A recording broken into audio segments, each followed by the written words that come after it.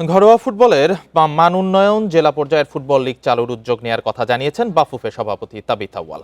সামনের 2 বছর দেশের ফুটবল আরও এগিয়ে নেওয়ার প্রত্যাশা তার। অনিশ্চয়তা তৈরি হলেও ফিফার অর্থায়নে কক্সবাজারে বাফুফে টেকনিক্যাল সেন্টার নির্মাণ করা হবে নিশ্চিত করেছেন তাবিথ আউয়াল। বিজয় দিবস স্কোয়াশ প্রতিযোগিতার সমাপনী অনুষ্ঠানে বাফুফে সভাপতি তাবিথ আউয়াল গিয়েছিলেন প্রধান অতিথি হিসেবে। ফাইনাল শেষে বিজয়ীদের হাতে পুরস্কার তুলে দিয়েছেন।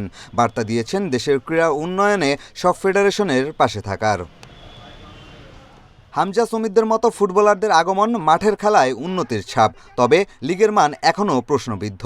সেখানে বদল আনার পাশাপাশি তৃণমূল ফুটবল নিয়ে আরও বেশি কাজ করতে চান বাফুফে সভাপতি। সামনের 2 বছর দেশের ফুটবলকে নিয়ে বড় স্বপ্ন দেখছেন। বিজলি কেবলসের স্কিন কোটেড ইনসুলেশন আগুন প্রতিরোধী। বিজলি কেবলস, নিরাপদ আজীবন। ডিস্ট্রিক্টে খেলা চালু করতে হবে, আমাদের লোকাল ডোমেস্টিক লিগের মানটাকে আরও একটু শক্তিশালী করতে হবে। অনেক প্লেয়ার এখনও প্রফেশনাল ফাইন্যান্সিয়াল এইড বা অবস্থা খুবই খারাপ, সেটা আমাদের লক্ষ্য রাখতে হবে।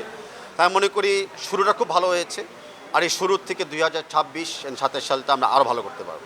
15 একর জমির উপর ফিফার অর্থায়নে কক্সবাজারে টেকনিক্যাল সেন্টার নির্মাণের পরিকল্পনা বাফুফের। জমি পেলেও 8 কোটি টাকা দিতে হবে ভূমি মন্ত্রণালয়কে।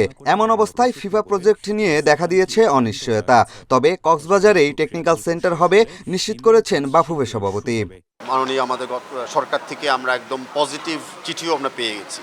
একটা ডিটেলসে একটু আমাদের সমস্যা আছে, আর আমি আশাবাদী সেই ডিটেলসটা আমরা আগামী যে 5-6 দিন আছে কর্মদিবস, সেটার ভিতরে আমরা কমপ্লিট করে সক্ষম হতে পারবো।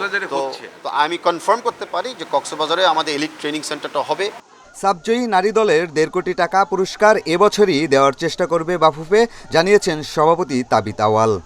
একটু ক্যাশ ম্যানেজমেন্টে হচ্ছে, বাট আমি যত দ্রুত পারি সবাইকে ওদের ওই পেমেন্ট আমরা করে দিই। পিয়াস সাহা, ইন্ডিপেন্ডেন্ট নিউজ, ঢাকা।